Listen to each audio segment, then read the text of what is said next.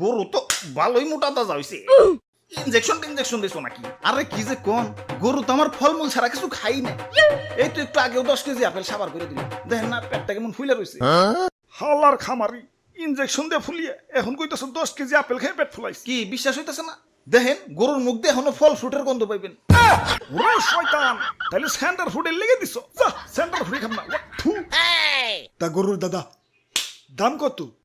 বেশি না মাত্র 10 লাখ বাপরে এত দাম! গরুর দামই তো চাইলাম না সারা বছর গরুর যে আপেল কমলা খাওয়াইছি ওটির দাম চাইলাম মাত্র এখন দাম বেশি হইলে ওইটা নেন না না আমি হইলাম মেম্বার সাহেব এই এলাকায় আমার একটা ওয়েট আছে এই সুখ না গরু নিলে এলাকায় আমার মান সম্মান থাকবো আমার ওইটাই লাগবো এই যে নাও টাকা দিয়াও গরু আমাকে দিয়া দেও এই ভাই দেন হাসিলের টাকাটা দেন ওরে বাপুরে ইয়ে গরু কিনা পকেট ফাঁকা হয়ে গেছে পকেটে আর কোনো ক্যাশ কুশ নাই ক্যাশ না থাকলে বিকাশে দেন আরে ইয়ে বিকাশেও তো টাকা নাই কার্ডে আছে কার্ড নিবে ধর্মিয়া আমার কি এটিএম বুথ পাইছেন নাকি ইয়া পাইলে আর দিমু কেমনে ইয়া যাই হাসিলের টেড়া মনে হয় পাইসা গেল